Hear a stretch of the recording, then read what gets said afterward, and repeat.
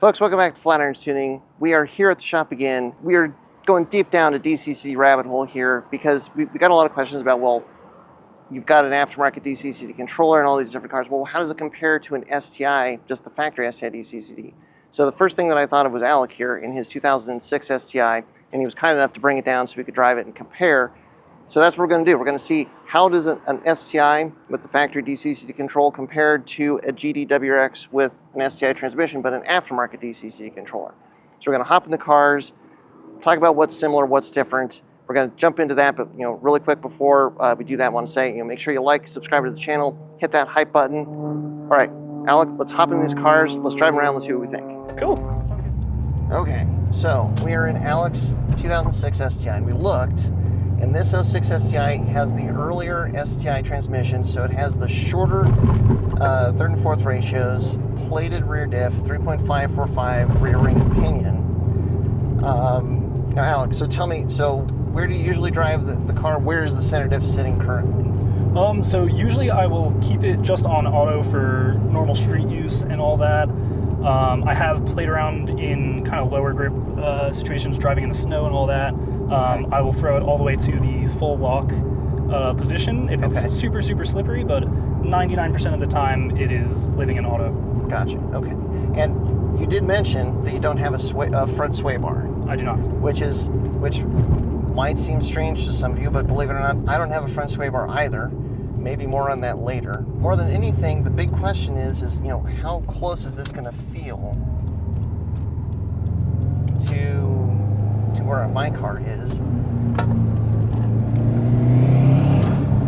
Okay. Some more rotation. But so you have what rear sway bar? It's the old Perrin 25 mil sway bar. Okay, so it's a 25 mil rear, nothing up front. Yes. I do not have anywhere near that mismatch. I'm going to pull in here. I just want to drive around this, kind of like this, I don't know, median. Right. Just because you have the clutch type diff, I just want to see if we get any kind of binding or anything.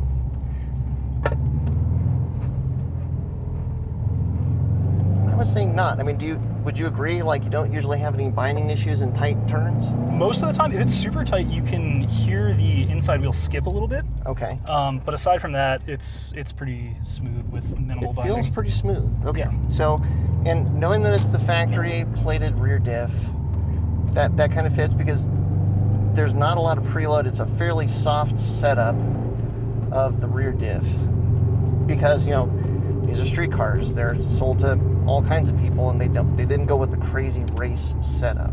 Tires. We should talk about tires. We're on snow tires? Yeah, we're on the Blizzak WS90s. Okay. 245s? 215s. 215s. Okay. Yep. I'm on 215s as well, but all seasons. Cool. I can feel your AVCS. You have way more pickup than I do. Yeah, this tune is quite aggressive on the timing fronts. Okay. This feels very similar to the MAP DCCD. I would say not quite exactly the same, but very similar. And it's hard because it could be down to the rear sway bar, because that's a really big rear sway bar. Yep. The goal with that was to try to make it as rotatey as possible. Okay. Which I think it does well. It dives the front super heavy. What I'm feeling here is that if I give it throttle in the corner, it kind of wants to understeer and then it comes around. If I lift off on the throttle, it definitely noses in, but I have control. Yes. It's totally predictable and it's totally there, but you have to be paying attention with both the steering and the throttle, depending on where you are in the corner and where you want to go in the corner, to keep the car like in the attitude that you have. Like if in this corner, if I wasn't trying to keep it in the lane, more or less, like I could stay on the throttle and let the car drift out. But if I want to kind of hold the tighter line, more a lane line, if you will, I have to really kind of be careful with, or control the throttle and the steering to do that. Would you agree? I would agree, yeah. Okay. I do kind of like the lively feel of the rear. It's definitely super fun, especially at high planes where there's a lot of elevation change. When the track is falling away from you, you can definitely get it to do some funny things while you're going around. Okay. But it feels super controllable at the same time. It's not It does. over the top.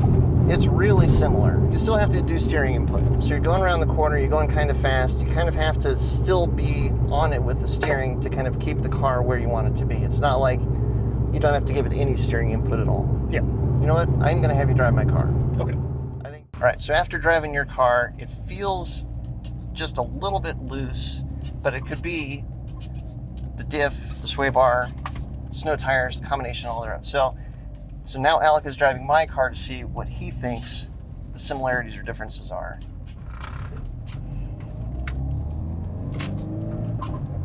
Your steering feels slightly heavier, I think, than mine Yeah. does right off the bat. It was really interesting, like you'd mentioned, that you have the shorter 3/4, and so there's a bigger drop between 4th and 5th. Very noticeable. Yes. I didn't think it was going to be as noticeable, but it was very noticeable. When you drive two different final drive cars back to back, you definitely notice it. I think if you hop out of either car and then come back to it, you won't end up noticing it as much, but it is definitely there. And then the jump from 4 to 5 is super apparent as Sure. well. Yep. AVCS, I don't have that low end power that you have. Like moving back and forth all these different cars so quickly, you just feel the differences. Like, yeah, I see what I'm missing with the AVCS. So you're just fully non-AVCS on your... Correct. Okay. It feels much more balanced. It doesn't have the dive, and I think that's a lot to do with the difference in sway bars that we have. And it's higher spring rates. Like the Yes. spring rates that I have are really high, so there's not a lot of body roll. And so that makes it just, it kind of makes it feel more planted, but especially in this mode. So go ahead and do the right hand at the top. When we come back around, I'll switch you into the street mode with the MAP DCCD, which to me feels like what your car feels like in auto. Okay.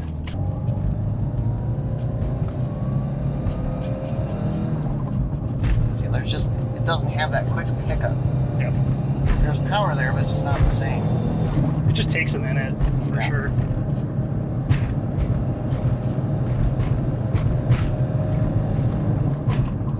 But it feels great. It's finding the middle where it's not too understeering and it's not too Right. oversteering. It's right in the middle. You don't have to control it as much with the steering input.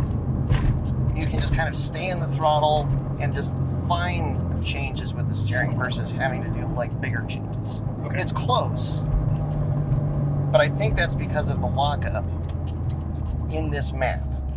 So with this street map, so it doesn't do nearly as much when you're on brakes, and the lockup is not nearly as aggressive.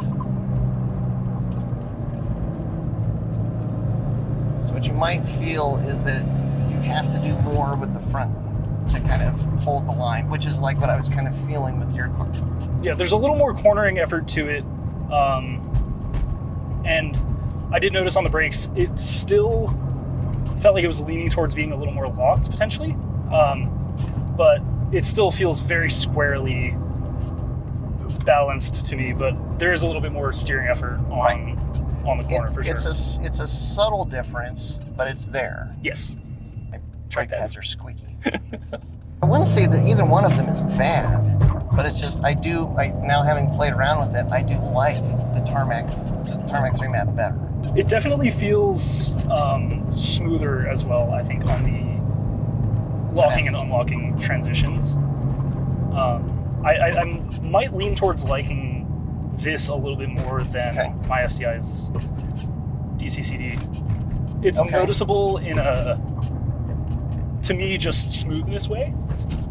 On this map, it's not so different, but... Well, but see, here's the thing, and this is where I was hesitant in having you drive the car in the first place, so our cars are the same chassis, both STI drivetrains, we both have a DCCD, but I've done more to my front suspension than you've done to yours. Yes. So there's more mechanical grip in my car than your car. And so then that's the question, is how much of the difference is it just down to the mechanical grip that I have that you may not have as much of? Right. Though granted, 06 STI, you've got a little bit more caster than what the 04s had. But I think you're maybe 4 degrees, I'm at 6.5 degrees, 3 degrees negative camber all around. Yeah. And a little bit different rear suspension because I've got the negative camber top hat, so there's different camber pickup in the back compared to what you have. Right. So it could be that part of it, what you're feeling, is the front suspension that I've done. Now the other thought that I have that's maybe makes it more challenging to get the STI set up is right, when you have that DCCD intervening, how much of what you're feeling is the DCCD working versus the mechanical grip of the front end? Like how much are you going to feel with the DCCD shifting things back and forth? Right. As far as an improvement that you make. That's kind of an advantage that I have, having driven the WRX for so long and optimizing the front grip without having any of that, to now then add it, and then all of a sudden it's just so much. It's like the DCCD has taken my front grip to like an order of magnitude better, because as the DCCD grips, the traction is present up front to use it. Right. I think there's a part of that there. It's probably not all of it, but there's some of it that's that. If you have an STI, would you benefit from the controller versus the stock controller? I still think the answer is yes. I don't think it's not near as much of a difference from a WRX that doesn't have it. It's closer, but to be able to fine tune things, there's a difference. Yes. I think a normal street car that you're not necessarily spiritedly driving, yeah, I think it's less valuable to have, but for that fine tuning that you mentioned, right. I think there is some value in that for sure. Well, and we had rain yesterday, and so there's a wet map, so it's a different setting for wet. It has a more aggressive lockup because of the slick conditions, and it made the wet drive home, it felt way less like I was driving on a rainy road. Right. Because of how aggressive. Like I can watch the DCC lock up, and it's like just a hint of throttle, and it's already like probably 60% locked up, and it just goes up from there. Right. Until I start turning, So it's like it's way different, and like the grip and the acceleration was way different. I don't know if you've driven your STI for a number of years, you've driven it in a lot of different conditions, but have you got like kind of gone back to back between your car and maybe a non-STI in the same conditions enough to get a sense for how different is the behavior of the DCCD in adverse conditions versus dry? I can't say that I necessarily have. I had, back when I had my bug eye, I would say I was a much less knowledgeable driver, so I don't think I would have been able to really tell so much of a difference and see, coming from a WRX 5-speed and moving up to now my STI, I'm sure to some degree I noticed it, but not on the level of what is my diff doing. Right.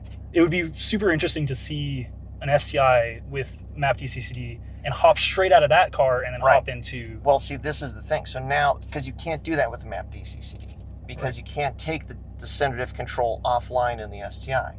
This is the significance of the iWire iDCCD, because they're able to integrate with the CAN bus. You can add that, and it doesn't affect anything else. So now that's what's going to be really interesting, is you could put the iDCCD in your car. Mm. All you're doing is adding a level of control, and then now if you add, change the map settings, can you get the benefits? Because they have a gravel map, a dirt map, which is more aggressive with the lockup and such. Can you feel the difference driving on dirt roads with their control versus the automotive of the STI? I think you will. I think it's going to be there. It's not going to be, again, like a WRX that didn't have it to an STI that does. But I think that there's a reason that there's different maps, and you can feel the difference in the behaviors, and then that's kind of where you will have multiple auto modes effectively. Yeah. Instead of just auto, which is, it has to be one for everything, versus now you can have like this is tarmac, this is gravel, this is ice and snow, and subtly different behaviors. Yep. So Alec, we've both driven each other's cars. One STI with the stock DCCD control, my WRX with the aftermarket DCCD control. What are some of your thoughts? What are the similarities? What are some of the differences? I think as far as similarities go, they're super close together. It's so subtle, and I think a lot of the difference we were seeing between the two cars driving is likely on the suspension side of things. Could well be. Yeah. I think it's super subtle, and I think they're really close. I would say it kind of seems to me like the speed of locking between the two is maybe a little bit different, and a little more, I guess, elegant on the DCCD side, or the MAP DCCD On the MAP side. DCCD, Yep. yeah. So you drove the car, albeit not as much in the street mode, but you drove it in the street mode in the Tarmac 3. And my thinking driving your car was it felt a little bit more like the street mode versus the Tarmac 3. Would you agree with that assessment? I would say so. It felt just pretty a close. little bit looser up front with the street mode of MAP DCCD versus the Tarmac 3. Yeah. Okay, so we're in agreement there. And the interesting part, again, we're talking about small differences. And it's really like more need to control the car with the steering input versus a little bit less need to control the car with the steering input with those two different modes of the DCCD. Yeah. What's interesting is that just two different modes that are just slightly different map would be something like, I'm putting words in your mouth here. Would you agree that you felt there was a difference, a subtle difference, but a difference nonetheless between those two? There was definitely less steering input, or steering effort, sorry, Right. with the Tarmac map. Yeah. Speaking of Tarmac, there's our Flatirons tuning car. No, you can't see it. You can't see it. Man, that thing is wicked loud. It is. So would you agree that there were some differences, albeit subtle, between those two different maps and the way that the car handled? Absolutely, yeah. Okay. Now, because the interesting thing with the STI is you have an auto mode and then you just have the manual mode. So it's kind of like it's doing something, and then you have a thumb wheel where you're controlling the torque split. Would you think that there'd be an advantage in having the ability to kind of change the modes or pick a mode for conditions' sake, or just because you like one versus the other? I would say that for simplicity's sake, I do like the STI's setup from factory. Okay. MAP DCCD, I think, for more situations is a little more like versatile. If you're going to really be trying to be going as fast as possible in certain conditions, there's a benefit there. But for just everyday driving, just auto makes sense. Yep. I mean, it's like Subaru. This is why Subaru did it, probably. Like, the manual mode is more for like, it's deep snow, I don't want to get stuck. It's super slick where I'm at the track and I want to just send as much power to the rear as possible. You have those abilities. It's still adjustable. Yes. It's just you don't have these different fine-tuned maps that the MAP DCCD has necessarily, but you're not missing out on much, but there is possibly some benefits there to having the different mapping. Yeah.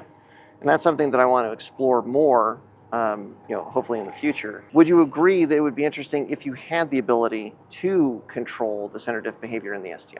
I certainly think it would be, especially at track days or any of that. I think the potential for the MAP DCCD exists at the upper limit of grip, and that's where you would, I think, end up noticing most of the difference. Which you're going to get there a lot more driving on track versus just driving around. And this is the MAP DCCD is really hard to incorporate in an STI. This is where the iWire, the IDCCD, is such a game changer because it works with the CAN bus that can install in the STI, whereas the MAP DCCD is super challenging to install in the STI. I think that's where it's going to be really interesting. More people with the STIs that are putting it in and are built and have the ability to then change the functionality, play with some of these settings, play with some of the maps. There's definitely subtle differences there. And what we were talking about a little bit in the car, and what you had mentioned about the suspension differences. I have got a lot that I've done to the front to improve the mechanical grip through camber, caster, the stance of the car, all these sorts of things, roll center correction. I think the DCCD can take advantage of that because the more power that it sends to the front, if there's mechanical grip that the front axle can use, the DCCD can send it there. And so that's where having the ability, like if you make those changes in your STI and then the ability to change the settings of the DCCD so you can explore how effective that is, right. then the significance of having the different maps might actually be more noticeable, more significant. That kind of ability hasn't really existed for STIs until now with the IDCCD, which is, so it's a cool possibility. But ultimately, I guess the coolest thing is to say that the STI and then a modified WRX, they're pretty similar with these different levels of control. There's a little bit of differences, but it's subtle. So like one is not that much better than the other. But one is not losing anything to the other either. So the WRX with the STI transmission and the DCCD controller, you're in the ballpark of what the automotive the STI has.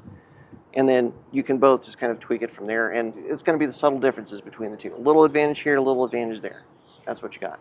Yeah, I would definitely agree they end up pretty dang close. Yeah. Nice. Cool. Well, Alec, thank you so much for bringing your car down. Thanks for letting us drive it. Thanks for having this conversation. Yeah, of course. Hopefully you guys at home, this helps answer some of your questions and you enjoy this content. So thanks very much for your support as always. Until next time, stay tuned with Flatirons Tuning.